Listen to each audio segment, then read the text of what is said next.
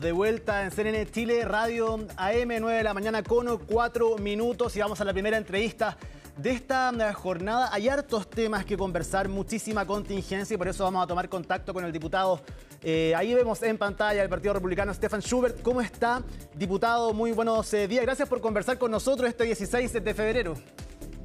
Hola, ¿qué tal? Muy buenos días. Muy bien, muchas gracias. Gracias por la invitación.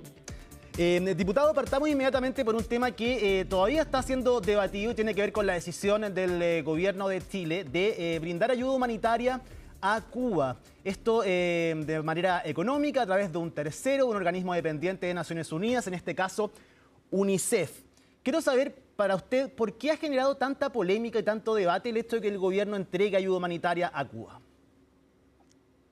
Bueno, yo creo que el problema no está en que entregue ayuda humanitaria. Lo que ha llamado poderosamente la atención es que esta ayuda viene precisamente después de que el presidente del Partido Comunista visita la isla, se encuentra en la isla, vuelve y entonces surge esta intención del gobierno del presidente Boric de enviar esta ayuda humanitaria. En primer lugar, eso llama la atención porque da la impresión que entonces el Partido Comunista es el que está marcando la pauta en materias como esta y que aquí hay más bien una finalidad ideológica más que de ayuda humanitaria, que se habría utilizado, ¿no es cierto?, comunicacionalmente la ayuda humanitaria, pero en el fondo es una idea de ideológicamente estar cerca y apoyar a la isla. Y en segundo término, llama la atención porque en nuestro país también tenemos muchas necesidades, tenemos recientemente y todavía están ocurriendo los incendios y tenemos todos los damnificados de los últimos incendios, principalmente en la zona del Biobío.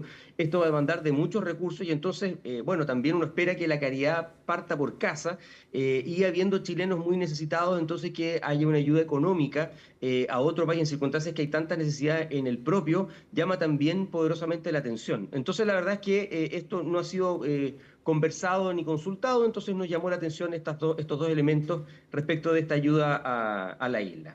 Hablemos de estos dos puntos que usted pone sobre la mesa, diputado. ¿Usted cree que el gobierno termina cediendo ante las presiones finalmente del Partido Comunista? Es que da la impresión que el Partido Comunista de alguna manera está pauteando lo que ocurre en los últimos días de este gobierno, porque coincide demasiado. O sea, el presidente del Partido Comunista vuelve de la isla y en una señal clara de apoyo, ¿no es cierto?, al régimen cubano, a la dictadura cubana, con todo lo que ha significado y con toda la discusión que hemos tenido también al interior de nuestro país respecto del apoyo a Cuba. Y luego el presidente Boric entonces le nace este gesto humanitario respecto también precisamente de la misma isla. Entonces llama la atención de la fuerza que tiene el Partido Comunista al interior de la actual coalición de gobierno. ¿No cree que esta ayuda es genuina por parte del gobierno de Chile? O sea, bueno, una ayuda que eventualmente va a llegar. La pregunta es por qué esta ayuda surge después de este viaje. Entonces da la impresión de que está siendo digitado por parte del Partido Comunista y que entonces el gobierno está respondiendo a esa petición y tal vez quién sabe qué es lo que el presidente del Partido Comunista ha ofertado en Cuba, no lo sabemos, y por lo tanto nos llama la atención que surja en este contexto, e insisto, es muy importante el otro elemento, teniendo tantas necesidades en nuestro país, el que surja entonces el ánimo de ir en ayuda de otro país, pareciera más bien que es un apoyo político, de alguna forma vestido o arropado con un apoyo humanitario, pero claramente esta es una isla que no es inocua y que tiene una situación de dictadura, está viviendo una dictadura y por lo tanto nosotros más bien deberíamos velar a través de todos los organismos y de todas las formas para que ellos pasen a la democracia. Pero, repito, aquí tenemos necesidades en nuestro país que también son relevantes de suplir. Quiero tocar ese punto también. Usted dice, hay problemas en nuestro país, hay necesidades. Evidentemente, luego los incendios en la zona centro-sur, en Ñuble, en Biobío, quedaron efectivamente y lamentablemente muchísimas personas sin techo. Se están buscando distintas soluciones, avanzando en un proceso de reconstrucción. Eso es un hecho objetivo que pasa, pero el dinero que envían a Cuba viene de una partida que corresponde a Cancillería, que está destinada precisamente, diputado, para ese fin. Es por eso que me cuesta entender el debate que existe acerca de por qué se envía este dinero y por qué no se ayuda a las personas, siendo que son partidas distintas. Y quienes han vinculado que ese mismo dinero se podría haber utilizado en el sur cuando eso legalmente no se podría hacer. O sea, sí se puede hacer, el bolsillo es el mismo. Lo que pasa es que nosotros, igual que el presupuesto familiar, Yo tengo 100 y lo voy dividiendo según los ítems y según las necesidades. 30 para arriendo, 20 para alimentación. Bueno, si yo necesito más alimentación, entonces veo de dónde saco y eso lo hace precisamente el presupuesto nacional. El transferir recursos de una partida a otra, eso es perfectamente posible y lo hacen y lo ha hecho los otros gobiernos y este gobierno permanentemente. Por lo tanto, eso no sería un problema. Llama también la atención que esto salga de Cancillería en circunstancias que Cancillería tiene profundos problemas de financiamiento interno. Recordemos que Cancillería el año pasado había cortado los subsidios educacionales para los funcionarios de Cancillería que se encontraban en las delegaciones fuera de nuestro país, porque no, por primera vez en la historia no había recursos para que pudieran financiar la educación de sus hijos, precisamente porque no había plata en Cancillería. Luego han tenido... por ejemplo,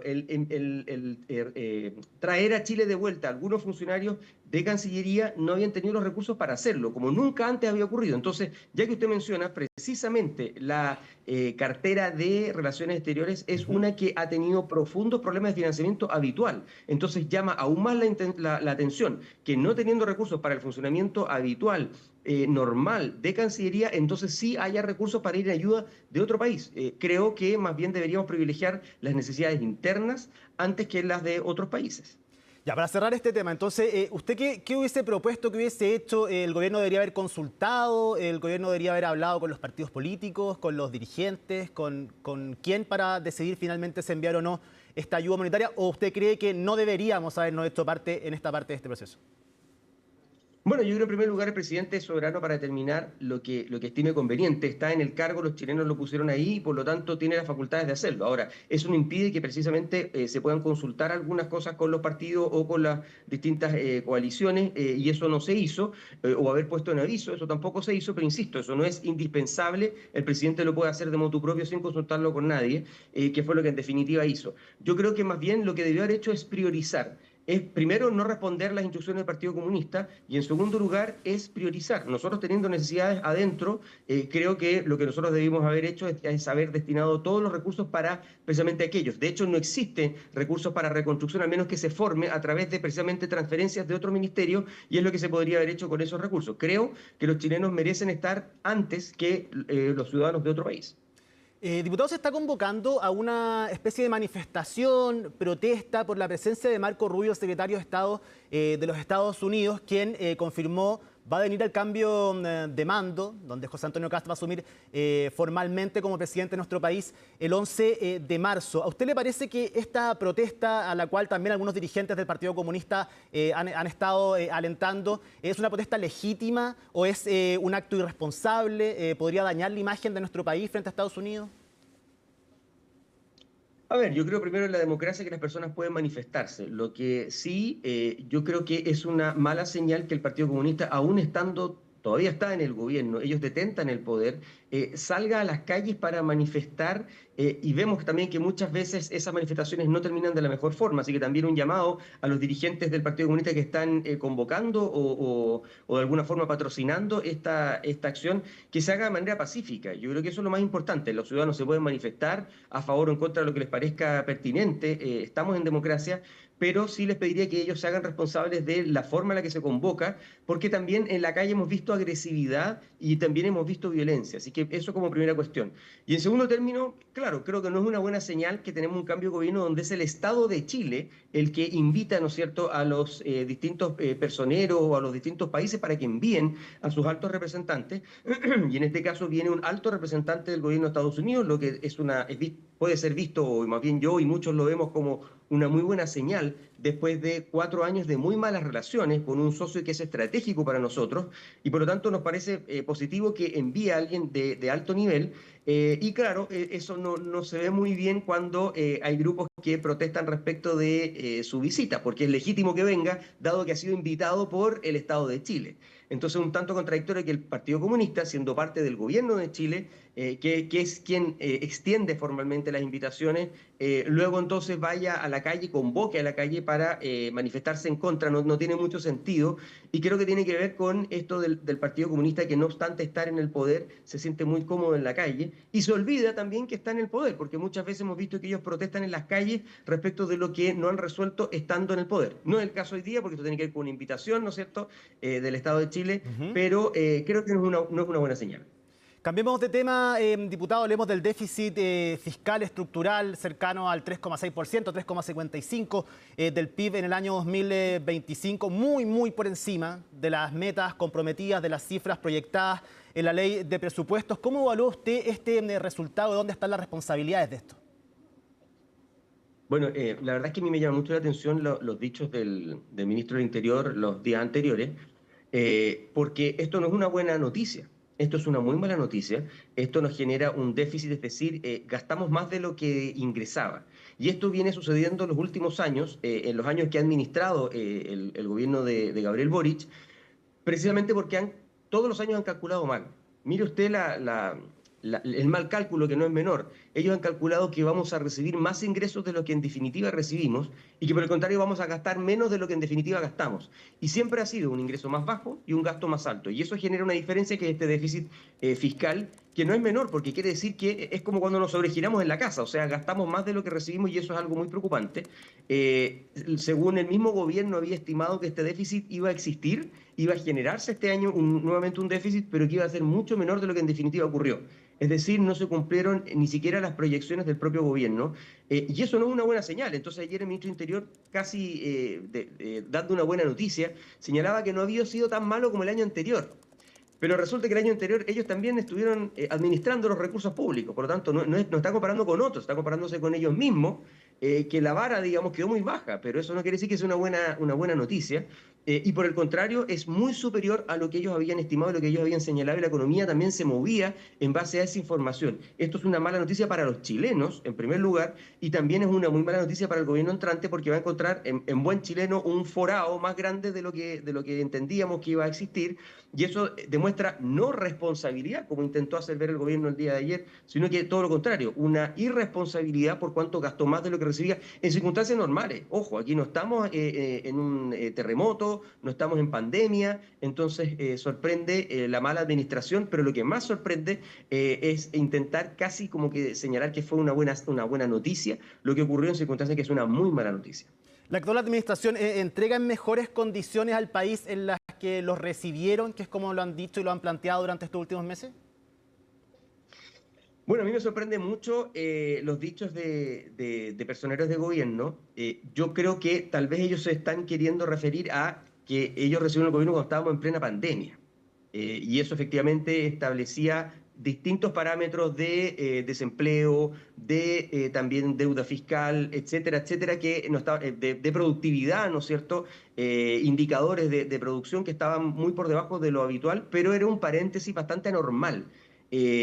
En circunstancias normales, nosotros hemos visto, y eso por supuesto eran malos indicadores, y así recibió el gobierno del presidente Boric, pero poder permitirse señalar, yo creo que es un voluntarismo excesivo el permitirse señalar que están entregando el gobierno de mejor forma cuando vemos los indicadores de desempleo, vemos cómo ha aumentado la brecha de remuneraciones respecto de hombres y mujeres, a pesar de que este era un gobierno feminista que impulsó tantas distintas medidas y políticas respecto precisamente a aquello, y el resultado es peor. Vemos esto mismo del déficit fiscal que se incrementa en circunstancias en que no hemos tenido un desastre, ¿no es cierto?, como ha sido un terremoto u otro de algún otro tipo que justificara, o no se ha resuelto, porque mire, si usted me dice, nosotros resolvimos un gran problema, eliminamos la lista de espera y para eso invertimos muchos recursos y nos pasamos y entonces se generó un déficit, digo, bueno, lo pagaremos más adelante, pero resolvimos un problema. Eso no ocurrió. O sea, la situación habitacional, la situación de las carreteras, no ha habido más inversión ni recursos públicos en aquello. Entonces usted me dice que en circunstancias normales se están entregando estos indicadores y el gobierno se entrega de esta forma, no es una buena señal y claramente no se está entregando de mejor forma que como se recibió. Yo no sé qué indicadores son los que está viendo el oficialismo, pero repito, hay que compararlo con una época normal, no con una época de crisis como fue la pandemia, porque ahí la productividad claramente estaba por el suelo, el desempleo estaba alto y el déficit fiscal era alto, pero eso no son condiciones normales. Conversamos acá en CNN Chile Radio con el diputado del Partido Republicano, Stefan Schubert. Lo cambio de tema y quería saber su opinión acerca de la situación de Galvarino Apablaza. Diputado desde Argentina, llegaron noticias, se le quitó estatus de refugiado, se podría dar inicio nuevamente a esta solicitud o que comience esta solicitud que hay de extradición, de que pueda cumplir su condena acá en Chile. ¿Qué le parece a usted? ¿Está más cerca esa posibilidad ahora? Bueno, es una buena noticia que haya justicia. Yo creo que a todos nosotros nos interesa y nos hace bien como país que la justicia exista, que cada uno reciba lo que le corresponde y en este caso estamos hablando de un homicida, de un delincuente que no debería andar libre, ¿no es cierto?, ni recibir apoyos en otros lugares, sino que debería estar donde le corresponde, que es en la cárcel cumpliendo la pena que se le otorgó en justicia, ¿no es cierto?, en democracia por un tribunal de derecho en nuestro país, que era la prisión. Por lo tanto, yo espero que se haga justicia respecto de la situación del ex senador Guzmán y también respecto del delincuente Pablaza, que lo que debe es estar donde le corresponde, que es en la cárcel. Yo espero que eso ocurra, que ocurra a la brevedad, que deje de recibir estos apoyos internacionales, porque aquí estamos hablando claramente de una persona que le quitó la vida a otra en nuestro país y por lo menos a mí me parece que lo más justo es que esa persona cumpla la condena que un tribunal de derecho le impuso. Así que espero que eso ocurra a la brevedad y creo que es una muy buena noticia respecto de la justicia y debería alegrarnos como país.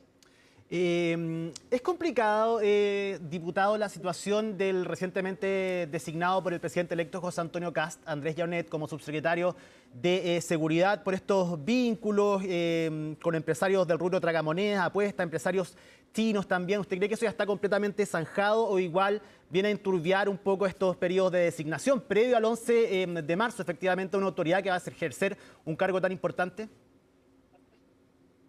A ver, yo creo que esto a mí me llama la atención porque esto había surgido en la prensa hace, no sé si un año y medio, y esto el mismo diputado lo había señalado y lo había aclarado. Según él dijo en esa oportunidad, estos son dos sociedades que él tuvo con distintas personas y sociedades que no habrían tenido movimiento alguno, sino que se formalizaron y luego ahí quedaron, o sea, no realizaron ninguna actividad con esos socios y sociedades que estarían disueltas hace muchos años, si no me equivoco, alguna hace 15 años y la otra hace 10 años o algo así, en términos así de largos.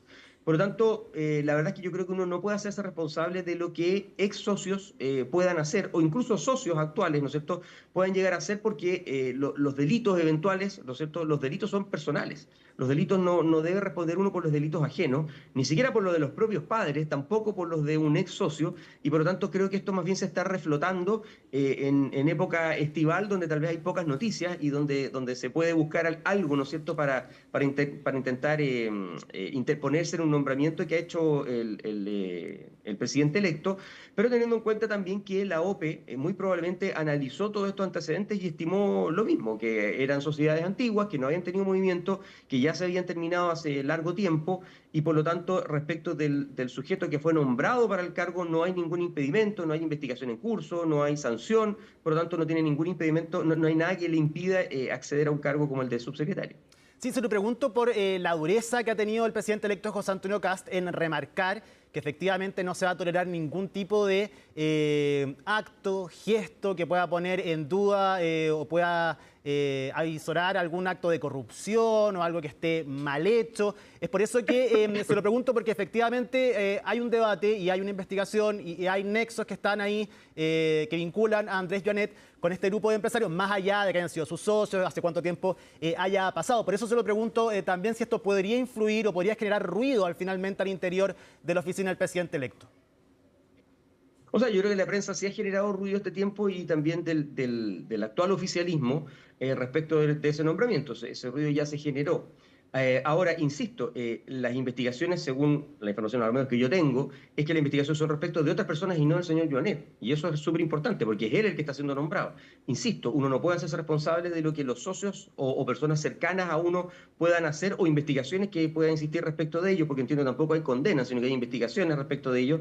Y eso le puede ocurrir a cualquiera, o sea, cualquiera de nosotros podemos tener un ex socio que se vea vinculado y que esté siendo parte de una investigación, pero no por ello uno entonces queda imposibilitado de ejercer algún cargo. Ahora, insisto, yo creo que eso fue analizado por la OPE y se determinó que no habiendo vinculación ni investigación respecto del propio diputado, entonces no tiene impedimento no solo legal, sino que tampoco de otro tipo para asumir un cargo como para el cual él ha sido nombrado. Hablemos de Gendarmería ahora, diputado, a raíz de estos casos de liberación de reos por error, la semana pasada en Santiago, también en Viña del Mar. ¿Qué lectura hace usted de lo que está sucediendo en Gendarmería hoy día? Bueno, Gendarmería es estratégico para la seguridad de nuestro país. no sé si se entiende muy bien, pero claro, está al final de la cadena, ¿no es cierto? Gendarmería de todo el proceso desde que se comete un delito hasta que esa persona que cometió el delito termina cumpliendo ese delito, o mientras está siendo investigado también puede estar con alguna medida cautelar en prisión preventiva, y entonces Gendarmería es una pieza estratégica dentro de la seguridad nacional. El que nosotros hayamos tenido, por distintas circunstancias, distintas fugas o liberaciones de personas que no debieron haber sido liberadas, que estaban bajo la custodia de Gendarmería, es algo, por supuesto, que no es una buena noticia, que es preocupante y que debe ser resuelto e investigado. Creo que entonces tenemos un problema, no digo con Gendarmería, tenemos un problema con el sistema, porque, insisto, hay que investigar dónde estuvo, ¿no es cierto?, precisamente la orden equivocada o lo que permite que estas personas terminen siendo liberadas. Esto puede ser por una orden judicial, puede ser por una persona que estaba en mitad del proceso en la comunicación, puede ser distintas cosas, pero sí tenemos un problema que tenemos que investigar porque no sacamos nada con hacer mover todo el sistema antes, aguas arriba de Gendarmería, y no resolver lo que está pasando hoy día ahí, en esta última etapa que, insisto, es tan relevante. Yo creo que Gendarmería merece una revisión profunda y una reestructuración o cambios profundos. Se está en el Congreso estudiando un proyecto de ley que lo traspasa desde el Ministerio de Justicia al Ministerio de Seguridad.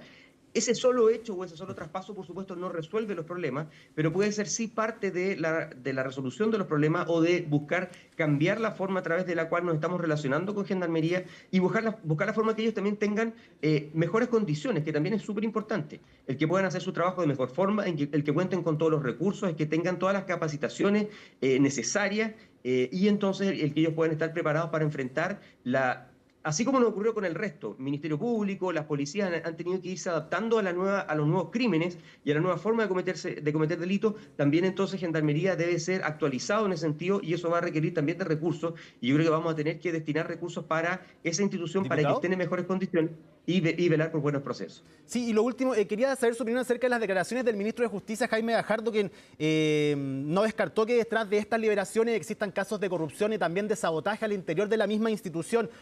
¿Contribuye al debate algún tipo de señalamiento que vaya en esa línea?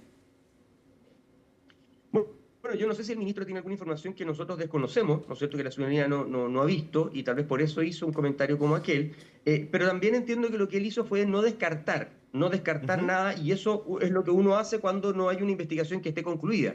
Eso quiere decir que todo puede ser, todo puede ocurrir, y por supuesto lo que él menciona también es una de las alternativas, y de eso se trata. Es solamente una alternativa, y yo creo que lo que tiene que ocurrir ahora es que esas investigaciones sean rápidas para que la ciudadanía pueda tener la tranquilidad de saber dónde estuvo el problema y entonces rápidamente poder aplicar algún remedio para aquello, porque recordemos que si efectivamente esto se trata de una liberación de manera inapropiada o inadecuada, eso también ya ha ocurrido antes. Entonces quiere decir que esto se está reiterando, se estaría reiterando, y entonces quiere decir que se detectó, pero no se adoptaron las medidas para impedir que eso vuelva a ocurrir. Y entonces uno podría pensar, bueno, quiere decir que eso podría volver a pasar. Entonces eso es muy peligroso, es algo muy relevante que la ciudadanía podamos saber con prontitud dónde estuvo el problema, y también tener la certeza de que sean, y ahí el ministro de Justicia el que tiene que dar las explicaciones, porque hoy día depende de Justicia, Gendarmería, es entonces si es lo mismo que ha ocurrido en otras oportunidades, qué medidas se adoptaron y qué pasó que volvió a ocurrir entonces que se libera a alguien de manera equivocada. Entonces